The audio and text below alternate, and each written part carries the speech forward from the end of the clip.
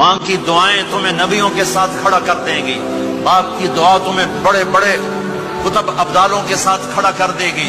والدین کو خوش کرنا، جو صبح صبح والدین کی صرف ایسے جا کے دیکھ لے، نہ سلام کرے نہ حال پوچھے، بس یوں دیکھ لے محبت سے، صبح سے شام تک جنت میں 2 دروازے اس کے لیے کھل جاتے ہیں۔ صبح سے شام تک جنت میں 2 دروازے کھل جاتے ہیں۔ اگر آپ کے ماں باپ یہاں ساتھ ہیں تو اپنی جنت بنا لیں، ان کے مرنے سے پہلے پہلے اپنی جنت بنا لیں، ان کی دعا لے لیں۔